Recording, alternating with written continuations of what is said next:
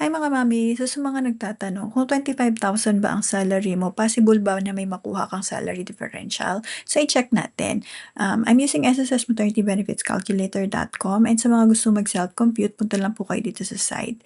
And reminder lang mga mami ha, hindi lahat ng company is nagbibigay po ng salary differential. So i-check nyo muna sa kanila kung exempted ba sila or hindi. Ayan, so sa step number 1 natin, lagay natin is employee. Salary differential is for employed who have a higher salary more than, let's say, 23,000. Yan.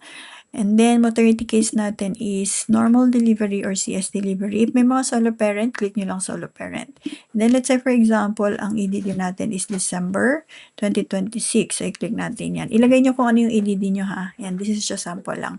And then, for qualifying period, so qualifying period natin is July 2025 to June 2026. So, kailangan meron kayong at least 3 months posted contribution para mag-qualify kayo. And then for step number 3 naman, ilagay nyo kung ang kabisado nyo, let's say for example, is yung nasa payslip nyo or yung deducted, dinideduct ng employer nyo, or kung yung total SSS contribution nyo. So yung total contribution nyo, makikita yan under sa account nyo sa SSS, and then punta lang kayo sa contribution. And then dito sa baba, kung ano yung qualifying period natin, lalabas dito yung qualifying months, which is July, ayan, July 2025 to June 2026. So let's say for example, ang salary natin na i-check is 25,000. Copy all, assuming you have a salary ng from July 2025 to June 2026. And then, calculate natin. So, yung estimate na makukuha natin from SSS for MatBen is 70,000, which is ito yung maximum. And then, dito sa baba, you may receive extra employer salary differential. So, possible amount is 10,238. So, i-check natin. Yan, click nyo to. And then, ito yung summary nung pinil up natin kanina. Yan. And then, calculate salary differential. So, yung estimate employer salary differential mo is 80,000. So, ito yung summary niya. So, yung total maternity leave pay is 87,500. Ililess natin yung SSS MatBen, which is yung 70,000.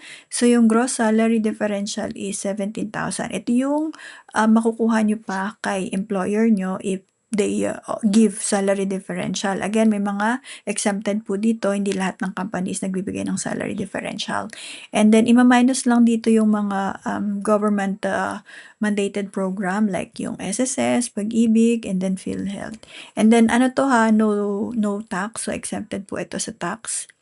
And then, yung total deduction is 7,263. So, i-deduct to dito sa 17,000, which is, ang matitira na lang is 10,238. Ito yung makukuha mo or possible mo pang makuha as a salary differential from your employer. So, total combined ng SSS MatBen plus your net employer top-up is total nito is 80,238. So, ganun lang kadali ma-check kung may salary differential po ha.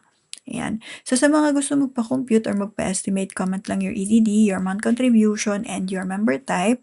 And for self-computation, pupunta lang kayo sa SSS Maternity Benefits Calculator.com. And sa mga mami na need ng extra fund, I have a referral link po dito. I-click nyo lang siya. Madadirect po kayo kay Union Bank Credit Card. Wala tayong commitment dito mga mami sa whether you're approved or not po. Pwede po kayong mag-fill up dito.